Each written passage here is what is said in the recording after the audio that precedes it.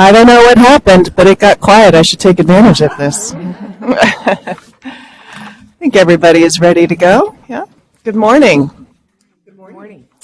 I now reconvene the general session. Will the recording secretary please call roll? Kathleen Alder, Kirsten Barnes, Catherine Williams Brown, C. Michael Cooney, Marisol De La Torre Escobedo, Anna Marie Francois, Makita Gwino Shire, Johanna Harwick, Alicia Hine, Harry Jackson, Bonnie Clapp, Kevin Quinn, Jean Marks, Monica Martinez, Kessel Redmond, Ade Rodriguez, Tina Saloon, Here. Andrew Wall. We have a quorum. Thank you. I now recess the general session and move to the Educator Preparation Committee. Commissioner Rodriguez, will you please convene the committee?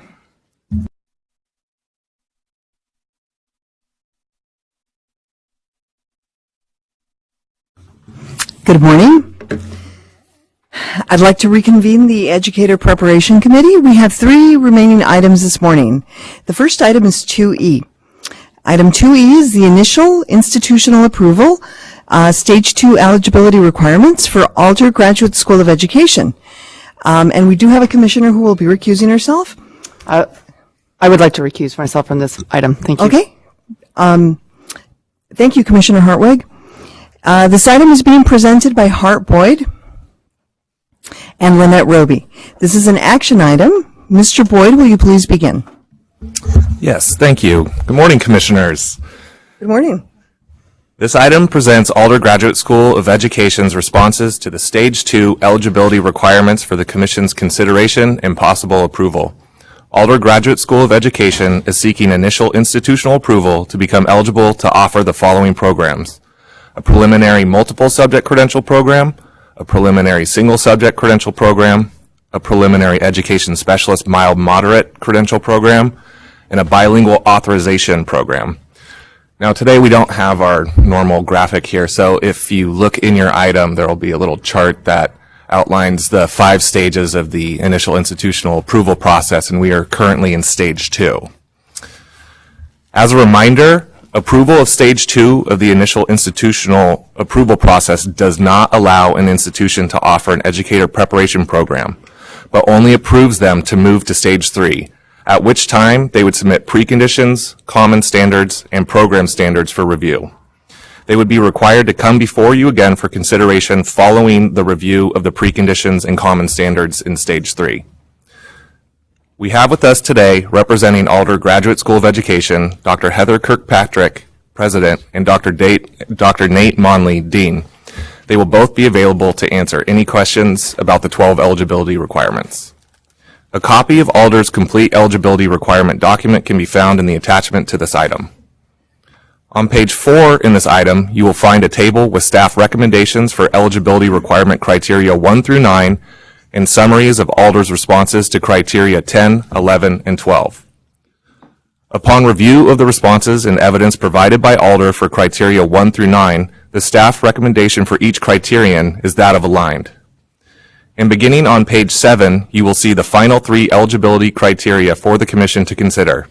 These include criterion 10, mission and vision, criterion 11, history of prior experience and effectiveness in educator preparation, and criterion 12, capacity and resources. As you are aware, staff does not make a recommendation for these criteria, but has provided brief summaries of Alder's responses. For criterion 11, the institution is required to post a third-party notification on their website. To date, no comments have been received. So in light of the information provided in this agenda item regarding Alder Graduate School of Education, staff recommends that the Commission consider taking one of the following possible actions. 1, grant eligibility, or 2, deny eligibility. If the Commission grants eligibility, it may identify topics that it will be looking for in Stage 3. If the Commission denies eligibility, it may identify what it sees as missing in the current submission in the event the institution decides to continue to work toward initial institutional approval. Staff is happy to answer any process questions, and again, we have representatives from Alder to answer any questions about the responses to the eligibility requirements. Okay, thank you. We will now open up for public comment, and we do have 2 public comments. Tiara Netter, if you'll please come up and state your name and affiliation for the record.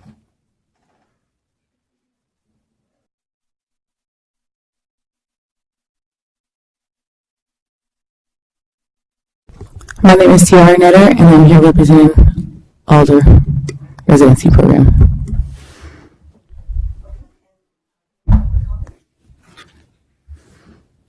Yes. Good morning. My name is Tiara Netter, and I teach here in Sacramento. I'm a proud 2013 alum of the Alder Graduate School of Education residency program, where I earned my teaching credential in addition to a master's degree in education. I feel so blessed to have been a part of such an amazing graduate program. The way Alder partnered me with a master or highly experienced teacher made it possible for me to experience great success throughout the program. I was able to glean a wealth of knowledge as well as best teaching practices during the year-long residency, in addition to a tremendous amount of support from my cohort members and Dean, Dr. Nate Monley. This camaraderie made it possible to persevere through the rigor of the residency. This was especially important to me as a single mother and a graduate student. My decision to attend the Alder residency program was fueled by passion to serve scholars who may not have access to high-quality educators. This was deeply personal to me as a mother of an elementary student at the time. After researching many other options, I felt Alder's residency program was best suited to meet my needs because I would be placed in the classroom from day one. This particular model allowed me to put into practice all the learning happening in my coursework. More importantly, I was able to receive real-time feedback to help me become a more effective educator. My students saw me as their teacher just as much as they did my mentor. I was able to form lasting relationships with both scholars and families, many of whom I now have the pleasure of teaching younger siblings, coming full circle. If it had not been for the Alder Graduate School of Education residency program, I would not be the educator I am today. It was through rigorous coursework, deeply reflective practices, and support from my mentor teacher and community formed with my cohort, I was able to complete the program. I also felt much more confident and more prepared than other first-year teachers on my team. It is for the aforementioned reasons, as well as too many more to name, that I humbly ask you to approve Alder's Graduate School to be eligible to award teaching credentials. They have a proven track record of producing highly qualified and competent educators, and if granted, they will be able to continue this essential work of providing high-quality education to students throughout California. Thank you for your time. Thank you, Ms. Netter. Okay, our next public comment is Anita Rodriguez. If you'll please come up and state your name and affiliation. Anita Rodriguez.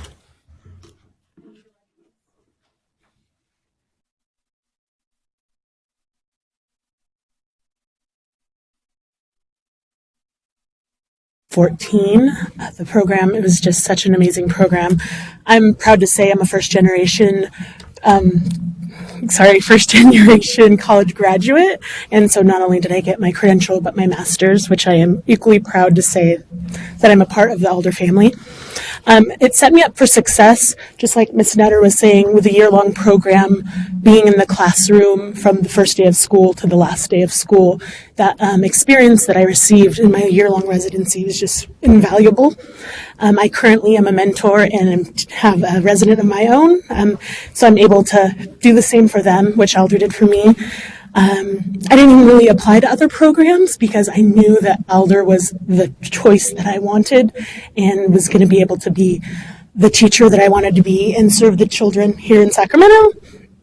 The program was very rigorous.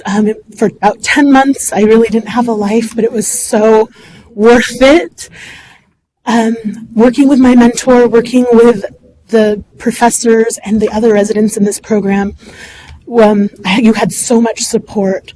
I have a lot of friends who were in other residency or other credential programs, and they didn't receive that same support. And so I was just so thankful for the Alder GSE program.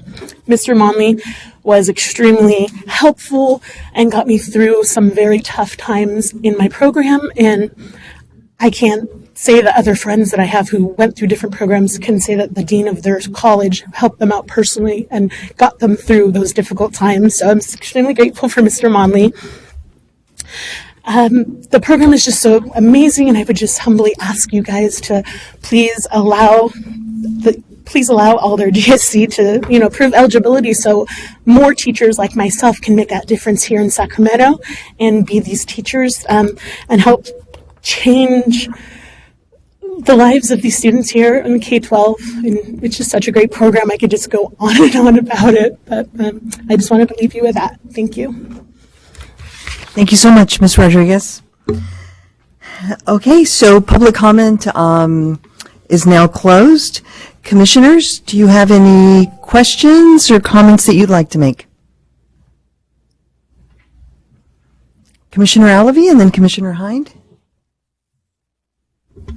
I only have one question, and it's probably a little quibble thing. So I was reading on page 7 about your mission, and in your mission, you're fairly clear about that you want to create leaders for your school communities. But then in the first paragraph, you write that you would like are going to prepare teachers for any California public school, and I wonder if you see a discrepancy between those two, or if you've aligned that. I push right. Even. Both things are true at the same time. So it is true that part of the reason residency programs make a lot of sense and work as well as they do is that teachers are being trained in the school systems where they will go work typically. So that segue and the power of those relationships and the knowledge that you've learned in that system carries through to your first year. It is also true, of course, that the teachers are earning a master's and a credential that is based on the California standards for the teaching profession, and it is a master's and a credential that is immersing them in the biggest ideas. One of the early questions we had in thinking about doing this program was whether we should actually do a master's or just a credential. And one of the decisions from the very beginning was how important a master's is because of that grounding in the foundational ideas and theories and research. So we've taken our cues from the CSTP, from all of the Stanford Graduate School of Education, University of Washington, University of Michigan, Deborah Ball's work. These have all been very influential on us. So I would say it is both true that they are being trained for a very particular place at the same time that they are being educated for a much broader and obviously the most noble profession on the planet. Commissioner Hind? Thank you for coming. I think that staff always does such a great job of laying this part out for us. The step twos, I think a lot more work for staff than it is for us. So thanks for making it so clear. I love that you're doing the residency program. We've been talking about residency programs for a long time. It's great to. I'm really interested to see how that turns out for more people and to start collecting data, and hopefully we can see more residency programs. And thank you to your 2 speakers that came and spoke. It's always fun to hear from people who have been successful in your program. Oh, thank you. Yes, Commissioner Sloan? Thank you. Good morning. Good morning.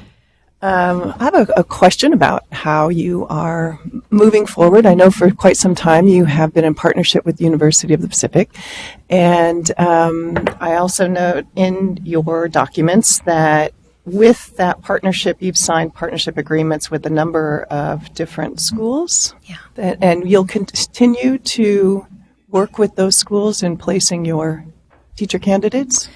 Yes. I think there's sort of there's a two-way answer to that. We didn't actually intend to be where we are today.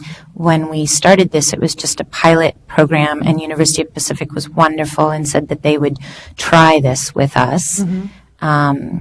And then over time, the things that we set out to do, shift the demographics of who comes into teaching, ensure that principals feel like their first-year teachers are really showing up ready, and increase retention rates. When we saw that those things were happening, we thought, we should maybe find a way to do this, really. And that led to us understanding, well, if we opened a nonprofit graduate school of education, and at that point we went to UOP, and this was 5-6 years ago, and said, we're thinking about doing this, we need you for a long, long time still, and they've been a wonderful partner all the time. And part of the journey with Western Association of Schools and Colleges to earn the authority to grant the master's, as I know you know very well, if you're coming up in as a new GSE, one of the things they really look for is a track record and a history of doing the work. So we've been very deeply partnered with the University of Pacific for 10 years. They've known for, I'd have to look back, but maybe 6 years at this point at least, that we were on this journey to independence, and they've been on that with us.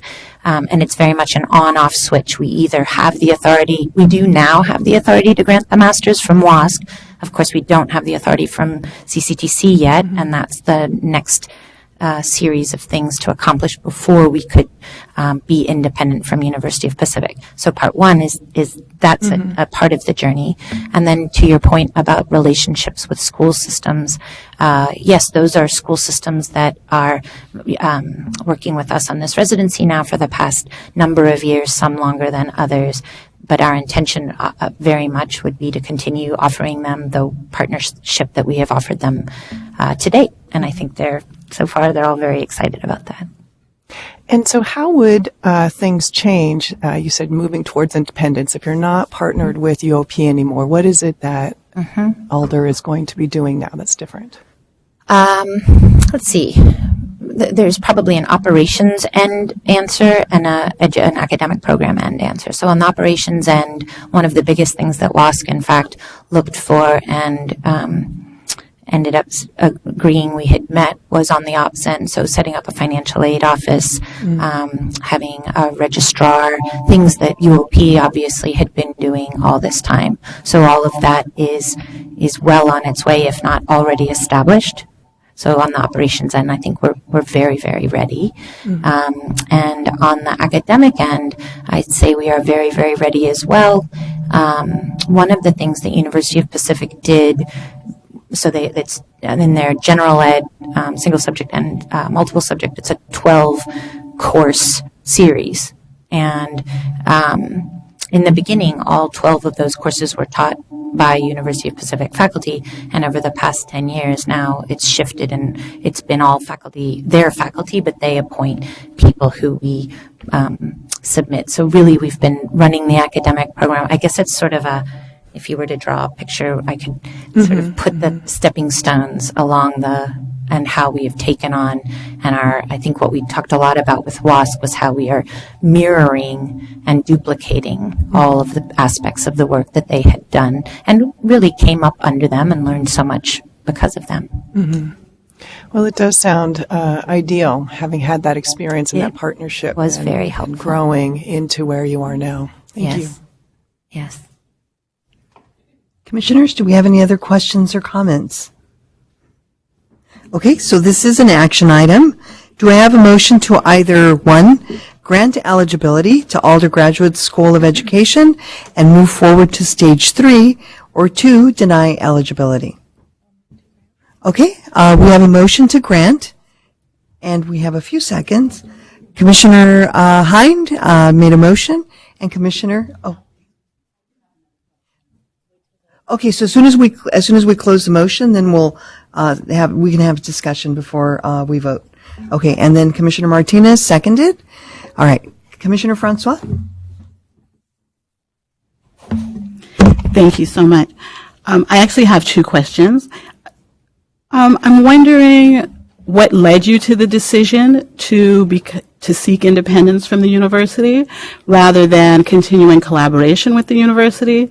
And the other a related question is that when you think about teacher preparation and you think about offering master's degree in that space, is the preparation, innovation, and then evidence-based practice, which requires research. And I want to know a little bit more about how you will ensure that across your master's and preparation program, that there's sufficient research to document that what you're doing is done well, but also informs the field of teacher preparation.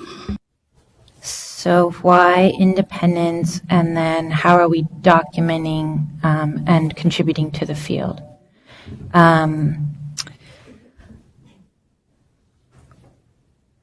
There were probably two, it's been some time ago that we decided to be independent, but so there may have been more reasons, but in looking back, the two things that are the most obvious, one is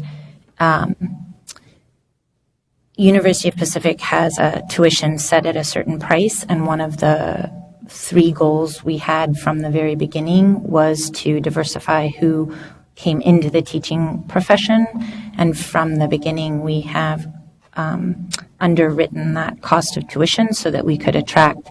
So we've been serving roughly 60% of our students are first-gen college grads, and roughly 50% are Pell recipients, and that's very intentional on our part in terms of who we recruit and how we recruit, and the tuition point. So one answer to the independence was creating a different market, offering something that met our vision more closely. And then I think we had at that time, residencies were not what they are today. They were very, very new and not especially popular. University of Pacific was not running a residency program. And in order to run a residency program, which is, I called it an apprenticeship in the beginning, but in order to run that model, we had to be independent. So that's why the independence. To your question about accountability and contributions. So from the beginning, partly because the only way we could start the program was to raise philanthropy, and the way funders work, at least the ones I have had, is they only fund you if you meet their benchmarks.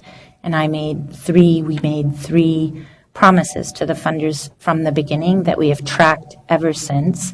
And those were those three things. Are we shifting the demographics, and how?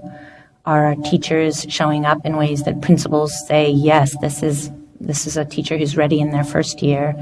And are they being retained in the profession? So from the beginning, we've tracked that data. We continue to track other types of data. There's an impact page on our website with all of the other things that we look at, including are we preparing students to pass their orals on the first time?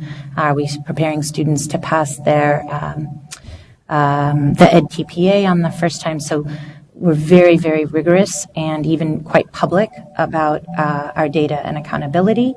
The one other note I'll make, since I know some of you know a number of the people on our board, Carl Cohn, former superintendent in San Diego and Long Beach, Kenji Hakuda, professor emeritus at Stanford, and who helped write the EL roadmap that was just passed recently by the State Board of Ed, Susanna Loeb, getting down to facts, the California. Anyway, this is I'm naming names in the sense that this is a very serious board that also holds us accountable. I report out to them 4 times a year on our results and how we're doing. So I think in terms of accountability, I think there's quite a bit systematically that's in place.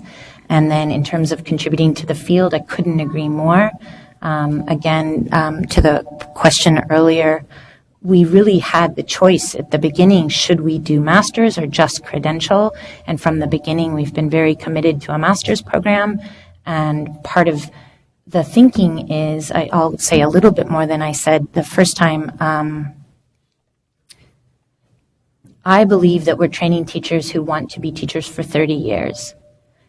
And I know you all know that in the field of public education or education writ large, things change, right? A lot. And what's hot today isn't hot tomorrow. And I believe that if we're going to train teachers in this program to be around for 30 years, they have to understand the foundational ideas. What is it that Dewey was saying? Because it's still being argued. What is it that Delpit has said? Because that's still being argued. They have to have these understandings in order, I think, to be practitioners who are going to be able to look at the reforms that are inevitably going to come in their lifetime as teachers and be really critical consumers of those reforms. In addition to that, I would say we've been very purposeful about hiring faculty who come through PhD and EDD programs, people who want to do research and contribute at AACTE and AERA. I'm really proud of all of them. Thank you. That was very encouraging. And you answered my last question, which was about the faculty and the absence of a relationship with the university, who are the faculty. But I'm satisfied with that answer. Great. Thank you. Thank you.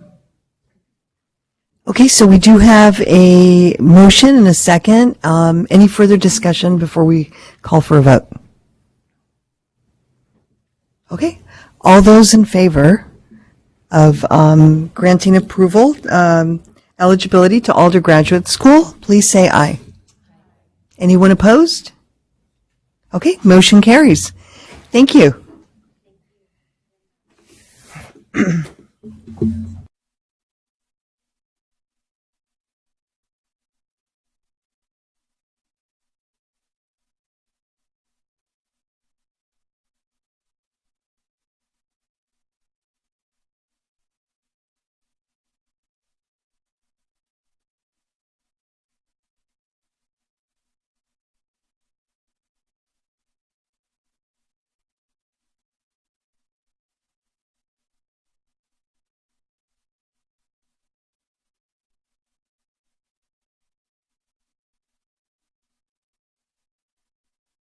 Okay, next we have item 2F. 2F is the initial institutional approval, stage 2 eligibility requirements for Lake County Office of Education. The item is being presented by Hart Boyd and Lynette Roby. This is an action item. Mr. Boyd, will you please begin? Yes, thank you. This item presents Lake County Office of Education's responses to the Stage 2 eligibility requirements for the Commission's consideration and possible approval. Lake County Office of Education is seeking initial institutional approval to become eligible to offer a preliminary multiple subject intern program and a preliminary education specialist mild moderate intern program. Again, approval of Stage 2 of the initial institutional process does not allow an institution to offer an educator preparation program, but only approves them to move to Stage 3. We have with us today, representing Lake County Office of Education, Jamie Buckner-Bridges, Coordinator, and Starla Weirman, Consultant. They will both be available to answer any of your questions about the 12 eligibility requirement criteria. A copy of Lake County's complete eligibility requirement document can be found in the attachment to this agenda item. On page 3 in this item, you will find a table with staff recommendations for eligibility requirement criteria 1 through 9 and summaries of the institution's responses to criteria 10, 11, and 12. Upon review of the responses and evidence provided by the institution for criteria 1 through 9, the staff recommendation for each criterion is that of aligned. And beginning on page 5, you will see the final 3 eligibility criteria for the Commission to consider. These include criterion 10, mission and vision, criterion 11, history of prior experience and effectiveness in educator preparation, and criterion 12, capacity and resources. As mentioned in the previous item, staff does not make a recommendation for these criteria, but has provided brief summaries of Lake County's responses. For criterion 11, the institution is required to post a third-party notification on their website. To date, no comments have been received. So in light of the information provided in this agenda item regarding Lake County Office of Education, staff recommends that the Commission consider taking one of the following possible actions. 1, grant eligibility, or 2, deny eligibility. If the Commission grants eligibility, it may identify topics that it will be looking for in Stage 3. If the Commission denies eligibility, it may identify what it sees as missing in the current submission in the event the institution decides to continue to work towards initial institutional approval. Staff is happy to answer any process questions, and again, we have representatives from Lake County Office of Education to answer any questions about the responses to the eligibility requirements. Thank you. We don't have any public comment on this item. Commissioners, do you have any questions, any comments you'd like to make?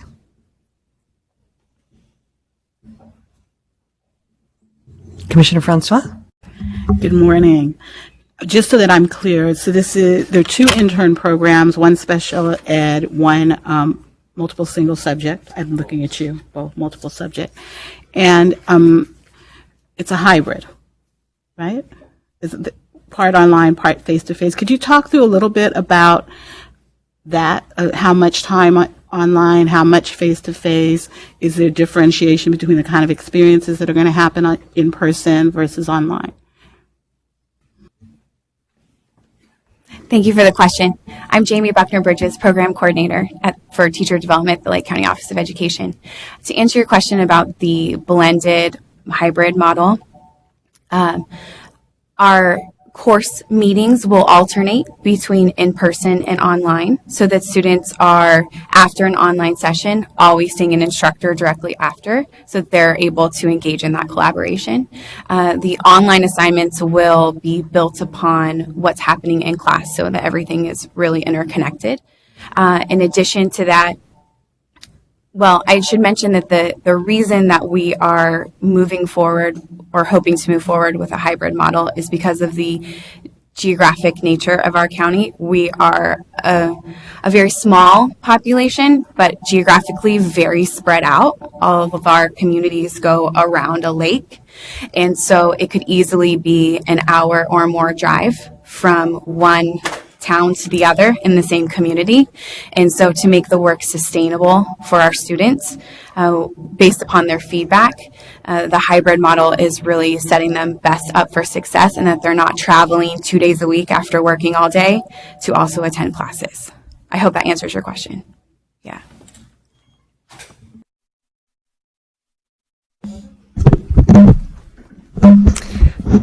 Speaking of Lake County, I grew up in Glenn County, so very familiar with the challenges that you're talking about.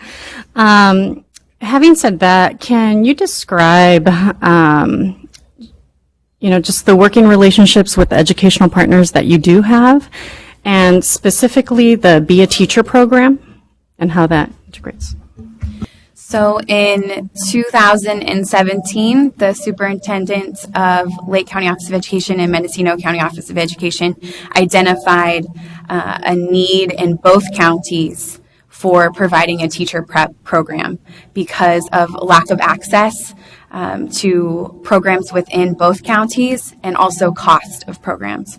So they moved to partner with the North Coast School of Education, which is a division of the Sonoma County Office of Education, to provide the Be a Teacher intern program in those two counties. So we have essentially been operating as a satellite of the North Coast School of Education, providing the Be a Teacher intern program in Lake and Mendocino counties in collaboration with Sonoma County. Mm-hmm.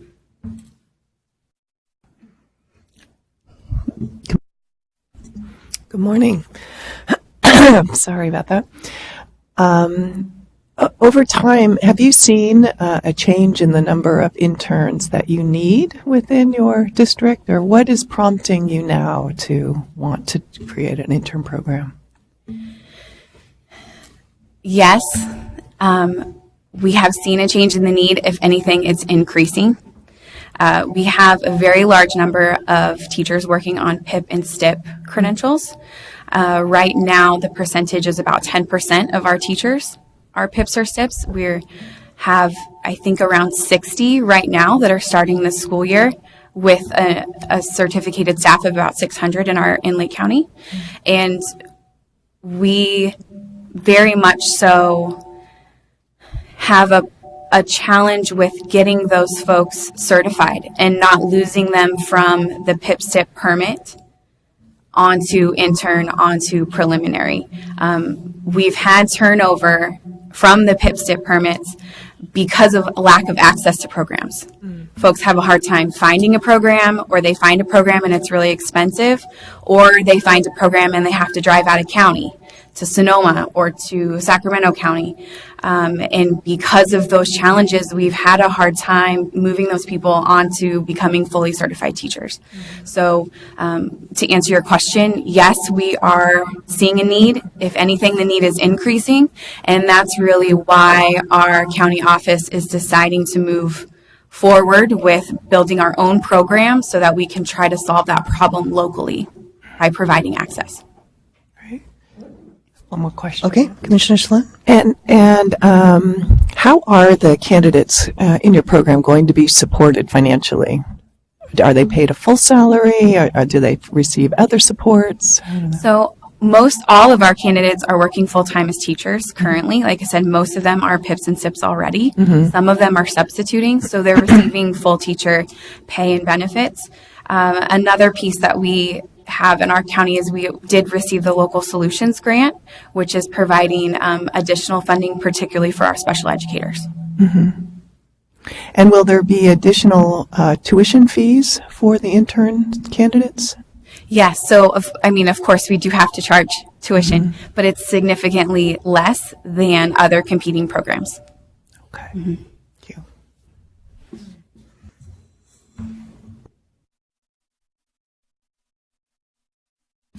I think it's great that you're finding solutions to keep your teachers there and to fully credential them so that you're giving your students access to the best teachers they can possibly have. So if there's no further discussion, I'm ready to move it to grant. Would you like to make a motion? I move to grant eligibility.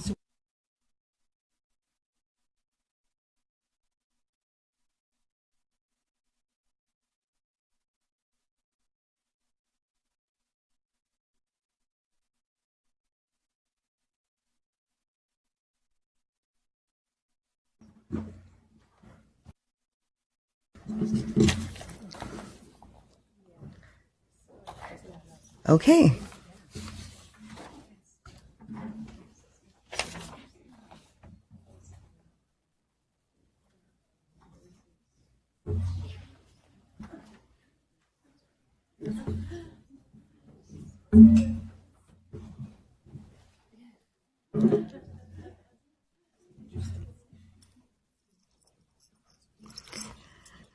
All right. Our next and last item on the Educator Preparation Committee is 2G.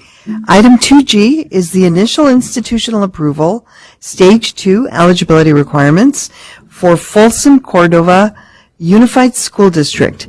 This item is being presented by Hart Boyd and Lynette Roby. This is an action item. Ms. Roby, will you please begin? Thank you. Good morning. I'm going to present to you item 2G, which is the submission of the eligibility requirements stage 2 for Folsom Cordova Unified School District. And Folsom Cordova is seeking to become eligible to offer teacher induction. You're very familiar with the stages by now, but just as a reminder, approval of stage 2 does not mean or does not allow an institution to offer an educator preparation program at this time. Approval only allows them to move to stage 3. And stage 3, they will submit their common standards and preconditions, which will be reviewed, and then they will come before you again for consideration.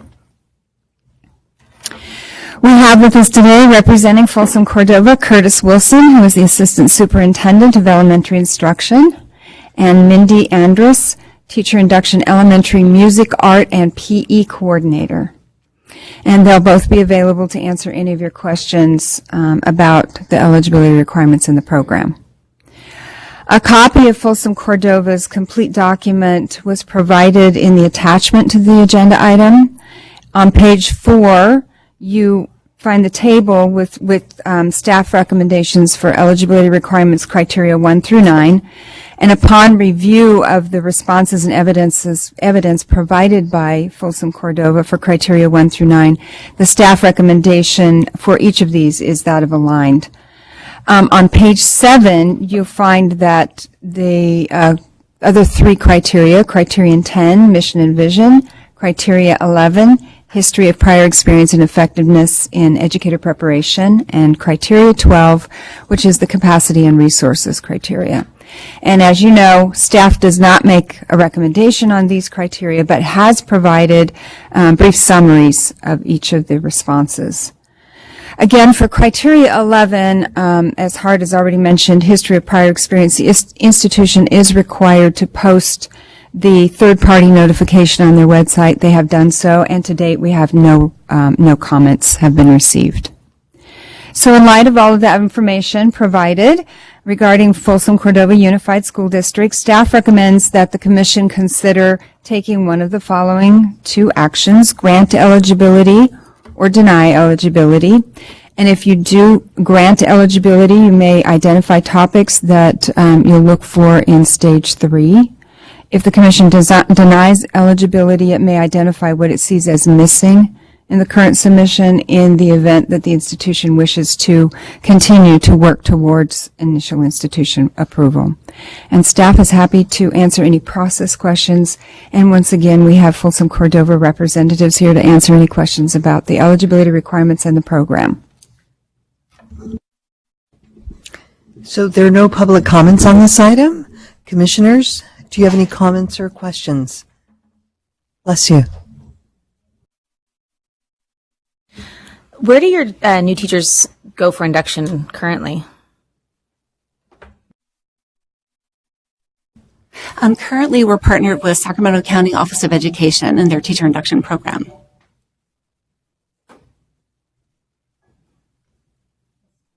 A similar question. How many teachers do you think you'll be serving through the induction program? This year, currently, we have about 69 that are signed up, and we have a few more that will probably roll in after as we go through and hire over the next week or so.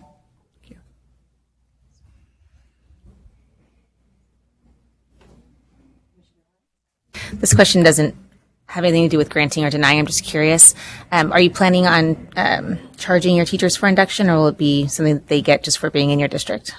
Well, so Folsom Cordova, our leadership fully supports the financial piece of it. So we want to encourage teacher retention in our district and offering teacher induction without cost to them and the mentoring without cost to them. We feel is one of the tools we can use for teacher retention. So there is no cost to our new teachers. Micheline? What do you see as the benefits of offering your own induction program versus supporting the candidates to go through the Sacramento County Office of Ed? That's a good question. You want to, or I can? We'll bounce back off of each other here. Great question. Several benefits. Our district has a couple of unique needs, one being in covering 2 cities with vastly different needs from student populations and teacher needs. This gives us the opportunity to really tailor some of the specifics to the teachers and be very responsive to the teachers' needs as they're going through the program. We're anticipating doubling in size in the next 20 years with the sphere of influence going south of Highway 50, looking to go from 20,000 students to almost 40,000 students over the next 20 years. And we've been working very hard to build infrastructure for teacher induction. Ms. Andrus has done a phenomenal job while our inductees go through SCOE. She is our coordinator currently and does a lot of the heavy lifting on the portion of the teachers. So our program is solid and will allow us to meet the teachers' needs as we go through. Thank you. Any other comments or questions? Okay, this is an action item. Would somebody like to make a motion to either grant eligibility to Folsom Cordova Unified School District and move forward to stage 3 or deny eligibility? Motion? Second. Okay, and second, Commissioner Barnes. So we have a motion, Commissioner Alavi, second by Commissioner Barnes, and we'll call for a vote. All those in favor? Anyone opposed? Excellent, motion carries.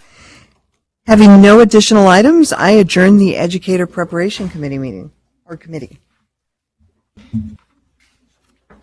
Thank you, Commissioner Rodriguez. Next is the Professional Practices Committee. Commissioner Cooney, will you please convene the committee?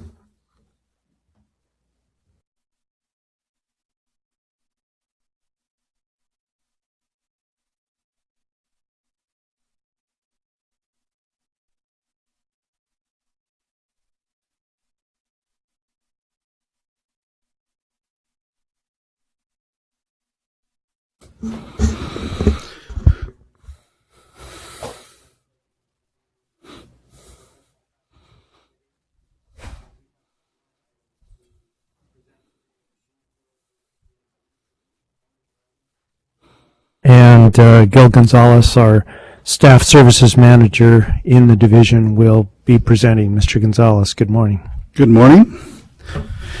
It'll be a pretty standard report, as always. To increase its oversight of the work of the Division of Professional Practices, in 2011, the Commission directed staff to present information about the DPP's workload as part of the Commission's agenda. The report contains 6 key measurements for both current and prior year numbers for comparison purposes, and I will highlight stats from June 2019 workload report. The total cases are the number of open cases within DPP. At the end of June, the total caseload was 2601, which is within the new normal range of 26 to 2800 cases, but above the prior normal range of 24 to 2600. Cases open are new cases received during the month from all sources.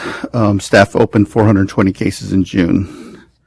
The number of cases reviewed by the Committee of Credentials during its 3-day meeting can be seen in the next 2 graphs titled Initial Review and Formal Review Cases. The 2-step process is required by statute, and in order to combat the growth of the overall caseload, the number of initial review cases reviewed by the committee was increased from 90 to 100 per month, and more recently to approximately 105. In June, the committee reviewed 104 initial review cases. Cases closed is the number of matters closed during June by commission action, committee action, or closed by staff where the commission has given formal delegation of authority. In June, staff closed 424 cases, which is also within the normal range of 400 to 500 cases per month. AG cases refer to cases in which an educator requests an administrative hearing to challenge a recommendation for discipline made by the committee. The commission is represented by the Office of Attorney General, and at the end of June, the number of AG cases was 126, which is shown in the last chart. I'd be happy to answer any questions. Thank you, Mr. Gonzalez. Are there questions from commissioners? We have no public speaker slips for this item. I wonder in particular if Commissioner Francois understands the numbers that are presented and why we're constantly keeping an eye on them. Yes, thank you for checking in. Actually, Mr. Gonzalez and I met during orientation for quite a bit of time to explain these items, so thank you. You were talking to the right person. Please, Commissioner Hartwig. Good morning. Good morning. I just had one question. Could you explain to us about the AG cases? There's quite a significant difference in numbers referred to the AG last year versus this year, so I was just interested in why there's been that decrease, and that's maybe a positive thing, but right. I was curious as to why there's been that significant decrease. Approximately a year and a half ago, they started putting more resources towards our cases. We had grown somewhat of a backlog because of the initial workload that was here, and we processed it through the commission, the committee process, and thus that backlog ended up being at the AG's office. They were able to dedicate more individuals to our workload at that point. So it's more that there was a surge during that period, correct, and now it has leveled out in correct. terms of our referrals. Okay. They expected about 150 or so a natural workload for us on an annual basis, but of course it's below that. Great. Not sure where that's going to go either.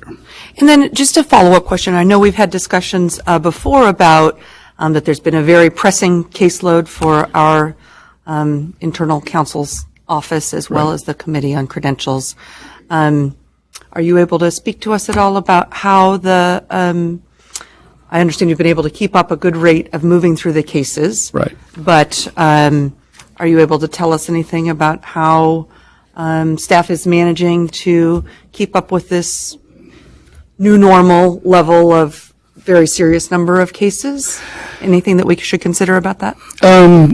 We're down at the lower end of the 26 to 2800 spectrum, so that's been a good thing. The number of cases, we've dedicated a few more individuals to the LOI numbers going to the committee, and we had 105 or so for approximately a year and a half, 100 to 105, and we've been able to reduce that for the overall workload for that reason. So now I wanted to reduce the number to 95 with Mary's approval. We're going to reduce it to 95 in beginning in October, and we'll see how that goes. Yes, please, Mary. So we were fortunate this year in our budget that the limited term positions that we've had in the division were made permanent, and that has helped to stabilize that group in doing their work. But it's also important to note this is a 3-month window. The data charts that you're looking at here are a 3-month window, and our workload ebbs and flows. As application volume increases, we see increased numbers going through DPP. As they decrease, we see, they follow a certain pattern. So we are in kind of the downswing right now, but we expect that in August, September, October through the end of the year, the numbers of applications coming in will increase, and that will also then have an impact on the cases going before the committee. So the staff is working extremely hard and very efficiently under Gil's leadership, and the assistance of having our positions confirmed and funded, I think, has also been helpful. But the next 3-window and the 3-month window following that may show a little bit of variation in an upward tick again. That's what we would predict, but we wait to see. Yes, thank you. I think it's worth mentioning every couple of meetings that the workload of the committee is very substantial, and the committee members are volunteers appointed by the commission, and they meet every single month, not every other month as our commission meets, and not only for a day and a half as ours tend to be, but for 3 hard days of reviewing cases. It's an immense job, and as we all know, as we see the cases coming to us for recommended action, they're often quite complex and do take time and consideration. So we have nothing but appreciation to express, not only for staff, but for the members of the committee who volunteer their time in such a useful way for our commission. And in that respect, I would certainly encourage anybody who hasn't had an opportunity to attend part of one of the committee meetings. They're scheduled well in advance. You could go for a day or go for half a day and get a good view of exactly how they accomplish this incredible processing of cases. And I think you'd be impressed. So, and those experienced commissioners who may have been, it wouldn't hurt to go again if you could possibly spare the time. Any other comments or questions from commissioners? All right then, thank you. This is the only item before the Professional Practices Committee, which is now adjourned. Thank you, Mr. Gonzalez. Thank you, Commissioner Cooney. Next is the Certification Committee. Commissioner De La Torre Escobedo, will you please convene the committee?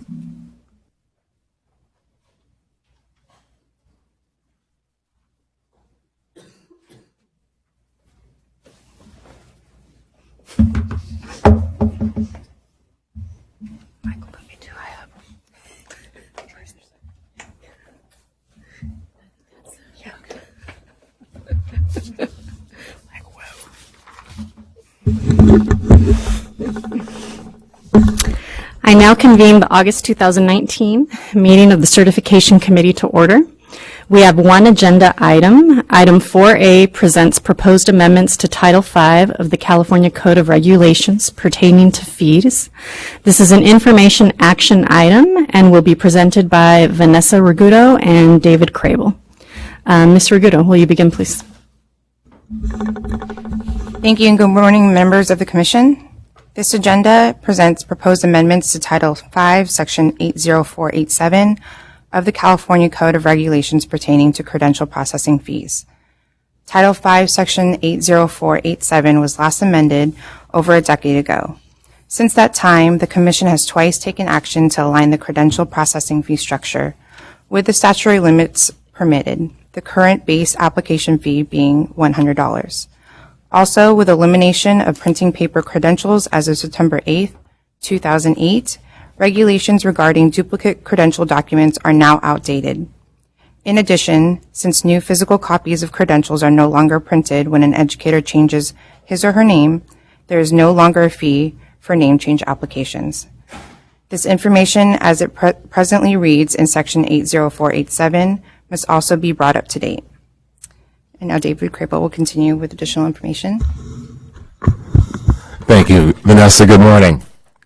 So, staff recommends that the Commission approve the proposed amendments to Title V of the California Code of Regulations, Section 80487, to allow submission of a rulemaking notice file to the Office of Administrative Law.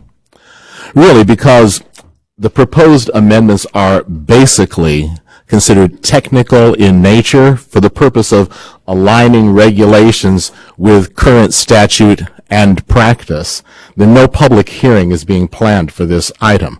Per Government Code Section 11346.5A17, a public hearing will be scheduled for this item only if any interested person or his or her duly authorized representative submits in writing no later than 15 days prior to the close of the 45-day written comment period a specific request to hold a public hearing pursuant to Government Code Section 11346.8. Be happy to answer any questions you might have in this regard. Okay, we have no public comment cards. Commissioners, do you have any questions or comments on this item?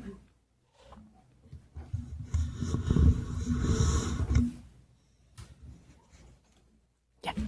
Commissioner Sloan? We usually don't have comments on these because you all are so diligent in ensuring all the language is correct. Mm-hmm. So I think this is a good thing that there are no questions or comments. Thank you for your work. All right, this is an information action item. Do I have a motion to approve the proposed amendments pertaining to fees for the purpose of beginning the rulemaking process for submission to the Office of Administrative Law? Okay. I have a motion by Commissioner Rodriguez. Do I have a second? All right. Seconded by Commissioner Jackson. Any further discussion? All those in favor say aye. Any opposed? All right, motion carries. Thank you, Ms. Mergudo and Mr. Crable. Having no additional items, I now adjourn the Certification Committee. Thank you, Commissioner De La Torre Escobedo. Next is the Legislative Committee. Commissioner Hine, will you please convene the committee? Sure will.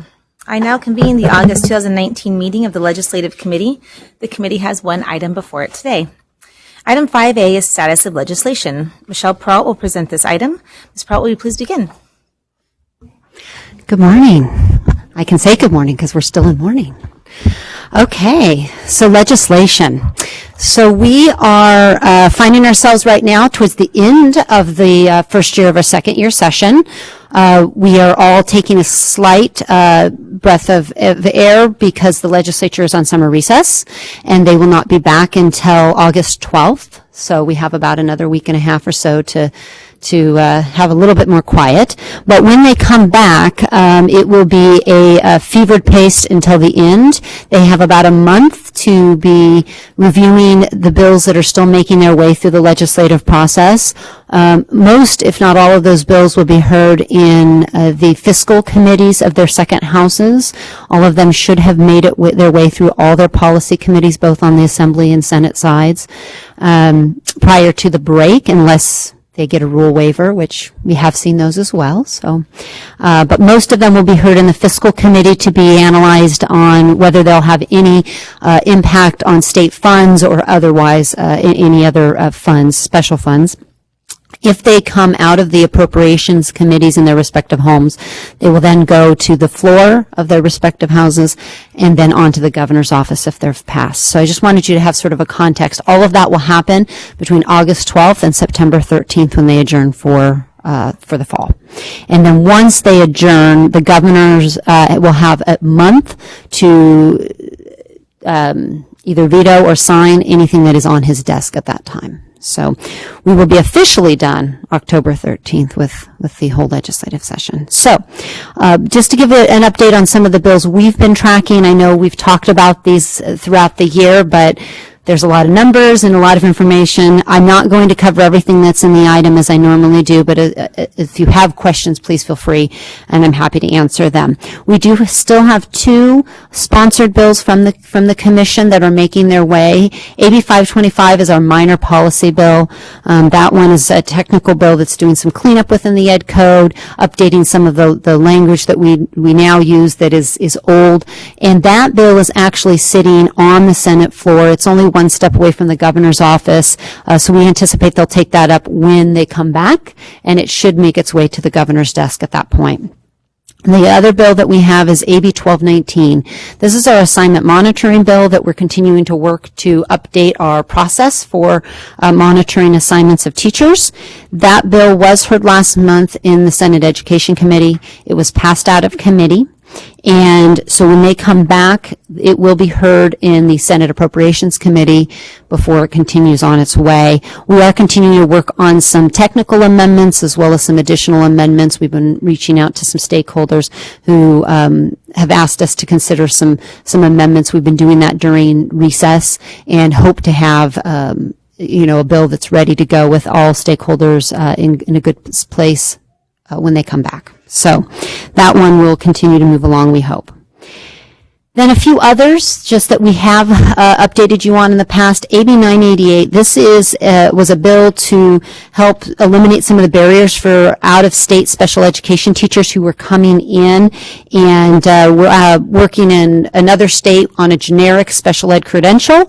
When they came in, this was going to allow them to clear that special ed credential with 2 years of California service on a prelim. That bill actually has passed completely through and was signed by the governor on July 12th. So, a good bill for as we continue to look for ways to eliminate some of the barriers for particular teachers in high need areas. So, the other one that we haven't talked about came up just in since we've met last, was SB 614. Some of you may have heard about this bill. This was what we consider a gut and amend proposal.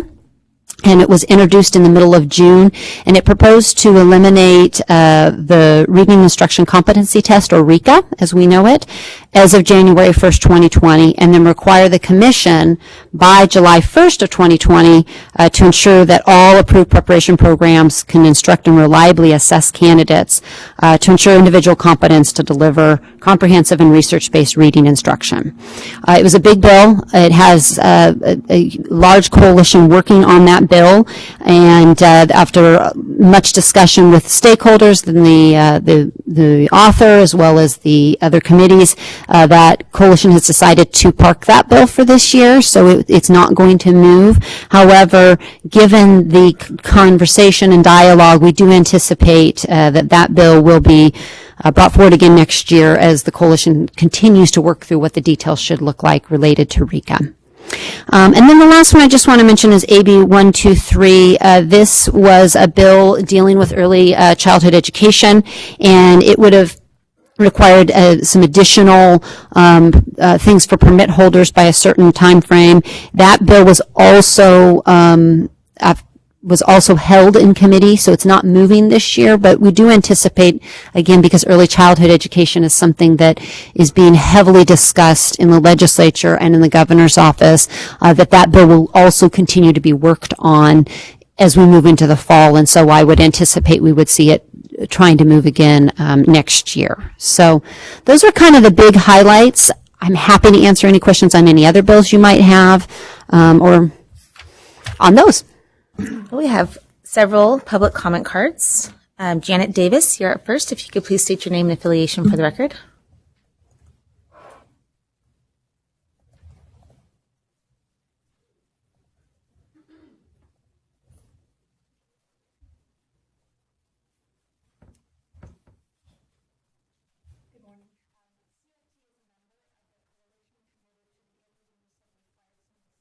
Single test for assessing competency in teaching reading, and we support the alternative that's in the language of SB 614.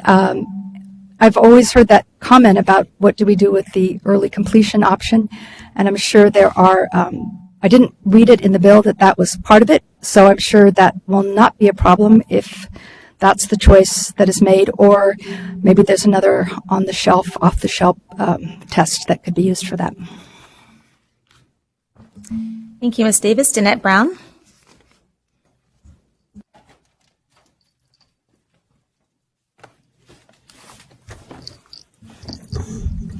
Good morning. Danette Brown, representing the California Teachers Association. And forgive me, I got new glasses, and I'm not sure how to use them yet, so I'm going to do my best. I'm coming to the microphone to speak in support of SB 614. As members of the coalition, we're committed to the successful passage of a bill that will eliminate the RICA. We believe that's a barrier for candidates wanting to enter the profession, and as we saw in some of the data shared yesterday, we feel like it's a greater barrier for certain demographic groups, the kind that we're trying to attract to the profession.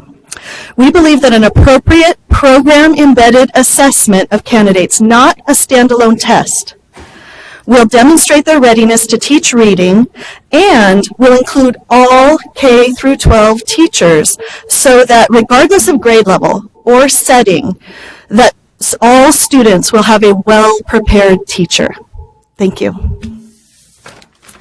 Thank you, Ms. Brown. Sarah Jones, please state your name and affiliation for the record. Good morning. Sarah Jones with Student CTA. So as current students in both undergraduate and teacher preparation programs, we are directly affected by this RICA bill.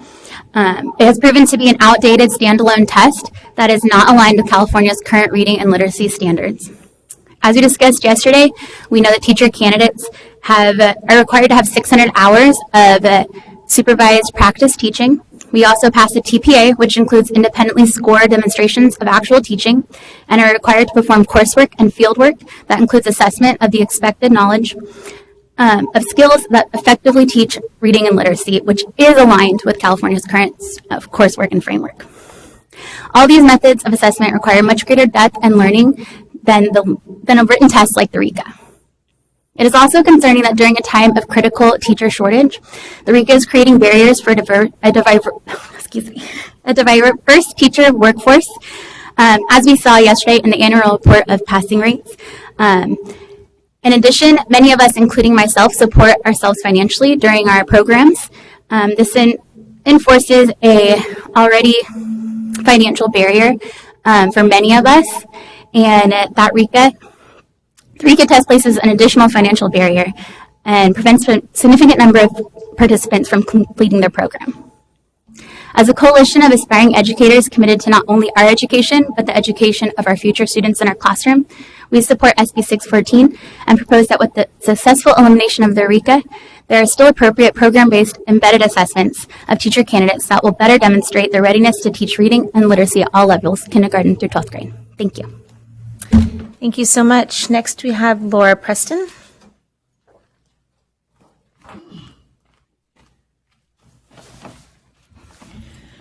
Good morning.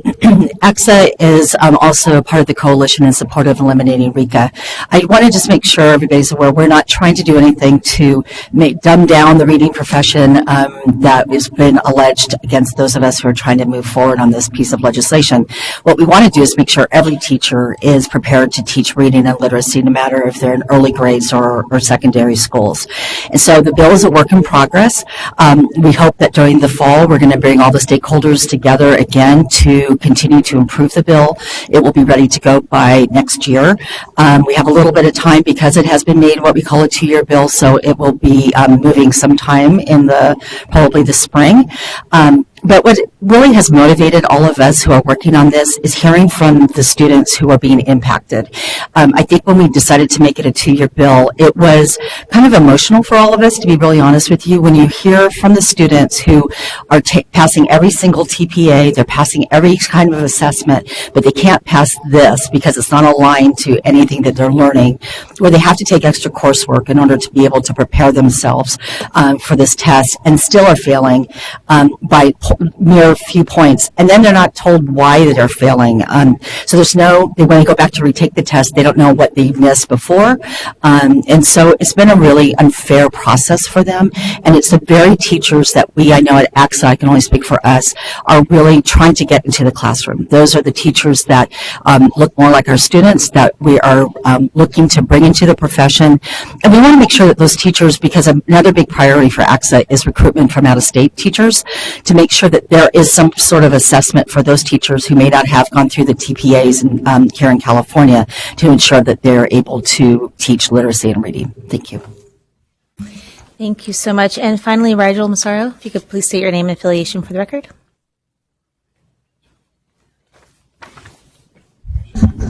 Good morning, Rigel Massaro with Public Advocates. We are also a member of the coalition that is supporting SB 614. I don't have a lot to add after all of my colleagues' contributions. I generally agree with all of their comments. I do want to raise that in one of the Getting Down to Facts reports authored by the Learning Policy Institute, it discussed which of our assessments to the teaching profession are actually aligned to quality teaching. And it did name the teacher performance assessment as our strongest indicator of an individual's ability to teach. Addressing the RICA does require a bill. It does require statutory change because the law requires a test that is aligned in 1996 standards. Our standards have been updated multiple times since that year, and it's time to address this issue. It's overdue, and at this point, we're very proud of the large and diverse group of folks. We are actually probably here just a quarter of the groups that have signed on in support, and I just wanted to come and bring the issue to your attention and really make an overt offer to all of you that we would be happy to further discuss the issue. Also want to just make a soft ask of the commission that there is work ongoing at this body that is supportive of addressing this issue and ensuring that every candidate is reliably and validly assessed to teach reading. And so the work on the TPEs and the expert literacy group, I do believe, are critical to this effort. I also just wanted to make a note on AB 1219. Public Advocates is thrilled that we will be able to see every year whether every teacher is legally placed in their to teach what they are authorized to teach. Misassignment is a really low bar. It's way below STIPs and PIPs and waivers, right? These are folks that have no legal authorization to teach. So the fact that we're going to now know this every year instead of having a full complete picture once every 4 years, which actually isn't a full and complete picture, is wonderful. And the only reason we are not in wholehearted support of the bill is that we are concerned. The current law does direct LEAs to correct any misassignments. And I understand that there's a feeling of, with transparency, everyone will act to do the right thing. And yet history teaches us that actually is not the case. And so what we've been asking is that there be an amendment to, once an LEA is made aware of misassignments in their district or for charter schools in their school, that they are required to remedy that. But the sunshine isn't quite enough. It also requires action. Thank you. Thank you, Rachel. That completes public comment. Do we have commissioner comments on Ledge? Andrew? I'm sorry, Commissioner Wong. Can I ask a question about a bill that we haven't talked about? Just because as I went through, I didn't understand exactly what it meant. That's AB 1623, which is the Golden State Teacher Grant Program, it's been held, but then the content of the bill is actually in the budget. What does that mean? Okay, so this does happen somewhat regularly, particularly around, we've seen in the last couple of years with grant type of programs.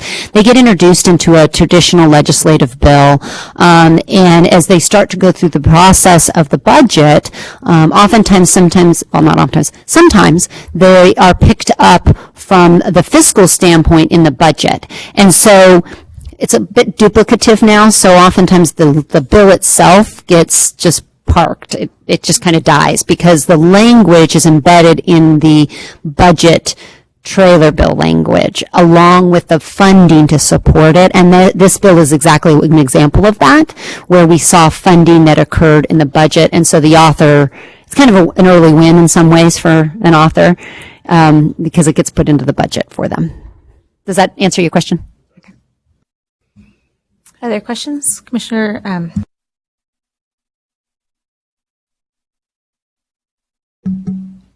Hi.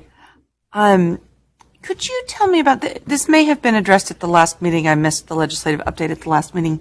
But could you explain to me what AB 1765 is, the teacher credentialing adverse action bill?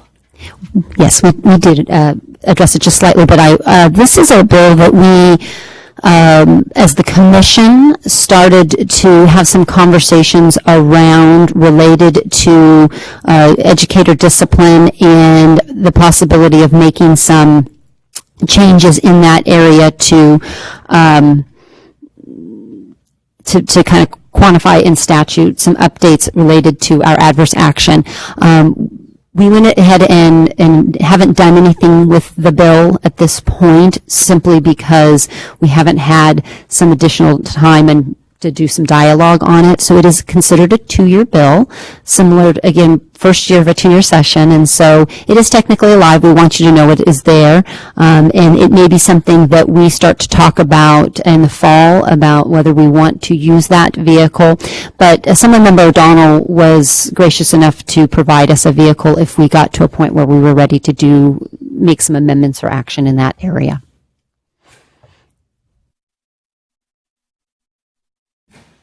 Other questions, comments? All right, I'll just comment briefly. It was so nice to see so many of our stakeholder groups with so much intelligence around how to teach reading come together in agreement, and I look forward to all the solutions that everybody has to offer to find out how we can make sure that every student in California knows how to read. And that's it for me. So this concludes the business before the Legislative Committee. The committee is now adjourned. Thank you. Thank you. I'd like to reconvene the general session and move to agenda item 1H, report of closed session items. Commissioner Hind, would you please read the closed session report? Sure will. Staff briefed the commission on the matter of an appeal before the State Personnel Board, case number 19-1012. No reportable action was taken. The commission granted Emily Berry's petition for reinstatement. The commission denied the following petitions for reinstatement: Wendy Estrada Fernandez, Christian Rideout, Narida Rojas Seats, Jose Zampriva. The commission rejected the proposed decision in the matter of Harry Kirshner and called for the transcript. The commission adopted the proposed decision in the matter of Jose Chavez. The commission reviewed the transcript in the matter of Margarito Mandueno. A decision and order will be prepared for the commission's adoption. The commission ordered a 30-day delay for preparation of the decision and order. The commission adopted the decision and order in the matters of Jennifer Andrews, Eric Johnson, Dioka Okori, Michelle Sims. The commission discussed the following consent calendar items and remanded the matters back to the Committee on Credentials. Number 21, James Coyle. Number 37, Christina Garcia. Number 38, Alfred Gregg. Number 44, Drew Higgins. And number 46, Bradley Johnson. Thank you. I now move to item 1L, which is new business. The bi-monthly agenda is presented for information. I have 3 audience presentation cards, and we'll start with those. Would Ann Wolf please come to the table?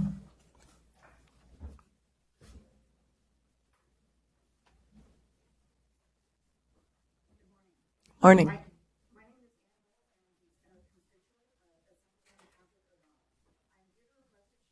Educational Code 44252. This educational code established the requirement of passing the CBEST in order to get into a teacher credentialing program and obtaining a teacher credential. Educational Code 44252 became effective on February 1st, 1983, and it's time for the 36-year-old law to change. Educational Code 44252 discriminates against people with math learning disabilities. It has been documented in the literature that 6% of students are affected by math learning disabilities. I fall into this category because I was diagnosed with a math learning disability in elementary school. Throughout all my school years, I had an IEP and stated that I had a math learning disability. The CBEST does allow for extended time as a modification. However, this alone does not help me. I need additional instructions to clarify what is being asked. While I know there are steps I can take to petition Pearson for the accommodations, and I have been able to obtain some of my old school records as my IEP, they are well over 5 years old as the limit. They're well over 5 years old limit as I have been out of high school for 17 years. I have had private tutors, I have had coworkers try to help me, as well as had many CBEST workbooks. Understanding when and where to use formulas has never made sense to me. Each time I take the test, I fail by just a few points, which is very disheartening as I sincerely put a great deal of effort into studying for this portion of the test. As of today, I have taken and failed the math portion of the CBEST 5 times. I have successfully passed both of the reading and writing portions. California Educational Code 44252 is holding me back in my career as an educator. I am being discriminated against due to my math learning disability, and I'm not able to move forward in my profession. Educational Code 44252 has become a passion project for me. I am not the only individual that is discriminated against due to this disability. I would highly encourage the Educational Commission to consider my request seriously, as this can very easily be seen as discrimination for someone who has a learning disability. I have worked professionally in education for almost 10 years and have seen great educators and poor educators. What those teachers all have in common is being able to pass a test.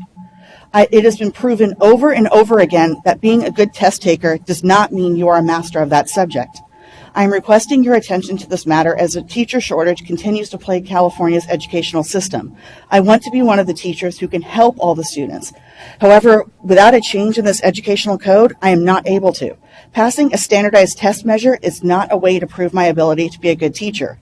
Entering a credential program should not solely be based on test measures.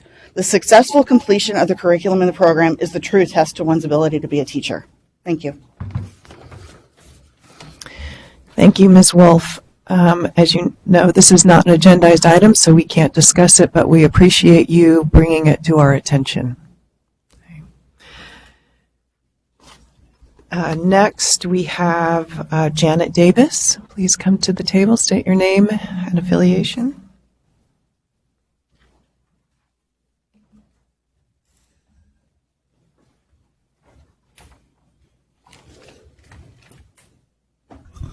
My name is Janet Davis, and I'm speaking as a community member. I was listening during the yellow paper conversation, and I just kept thinking about the number 3 appropriate settings for clinical practice. And I heard a lot of things, about we have incarcerated youth, we have all these different online, et cetera, et cetera. But there was nobody there to speak for the private school placement issue, which, just so you know, they call independent schools generally, not private schools. So if we're going to talk about them, we might think about, I still say private schools and I get corrected, so it's okay, but independent schools is what they prefer. I have 2 resources for my experiences. One is my son teaches and is now an administrator at Oakwood School, which is a WASC accredited, very highly regarded school, and my daughter-in-law was at Westridge, another WASC accredited, very highly regarded school, and they had a lot, sharing this experience. They have kids with IEPs, they have kids who are English learners, and many of them are, the diversity is brought in with scholarship money because they don't want to have, just one kind of student at their school. But, learning disabilities show up in the general population, spread out equally. And so I didn't know that until, I was talking with my family. Wow, okay. I also know that LAUSD has personnel that goes to independent private schools and supervises, intervenes for their IEPs. They have IEP meetings. The students have IEPs. The other group, other experiences, LAUSD offers Title I services for many schools, a lot of them Catholic schools, who qualify, and that means you're in an area zip code because of block grant, that qualifies for Title I. And those students, we have them right next door to our schools. They're the same population that we serve, with English learners, all the same things that we're dealing with. So we have a population of teachers who might want to join the public schools. And they're really older, generally. My son, as an example, would like to serve in public school now. He's taught in elite, he's had that experiences. He's my son, so he's had that thought. I know he would be great. His wife is now getting a credential, and she is going into a charter school, and they're accommodating that in Colorado. But these are going to be grown-ups who've taught often, 10, 15 years. They've had tons of training and in service at those kinds of schools. They need to take the coursework, but then to ask them to go to, not work for this period of induction is a barrier. And what, in the old days, and I knew when I was getting my credential, a lot of people taught at Catholic schools until they got their credential. I mean, that was just a way, because you're a grown-up by then, you're supporting yourself if you didn't go right out of college to become a teacher. And they made that, they had to work, take the courses part-time, and et cetera, et cetera. This would be the same for independent schools. And there's that bill that allows you that alternative path where you take a CSED and evaluations, good evaluation. There's another way that private schools can get a credential, private school teachers, independent school teachers. But what I think, the way it was spoken about, these private school teachers, they don't know anything about what we in the public schools are, they wouldn't be ready to teach public school students. Well, as I said, the Catholic schools are right next door. They're teaching our students, same ones, just the ones that want that alternative education. And we have parts of LA Unified where there are no English learners, and there's no diversity, and they're in LA public schools because that's just the segregated nature of our society. Those teachers get to do induction and get to do all that in their school if they're on a intern program. There's no problem with that.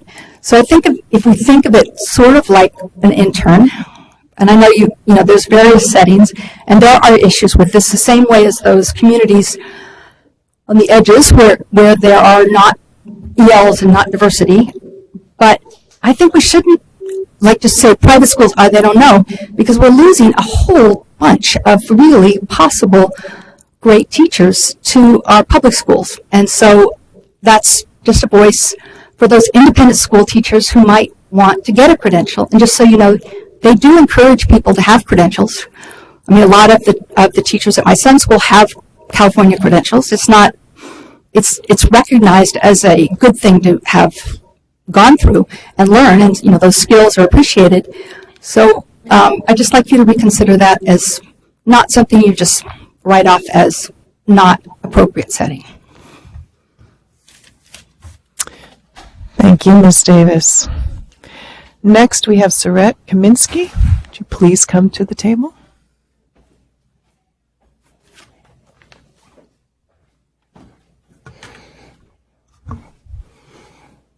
Good morning, Chair Sloan, Executive Director Sandy, and Commissioners. My name is Saret Kaminsky, and I'm Policy Director at CSESA, representing the County Superintendents. I want to thank you for your work and discussion these last 2 days.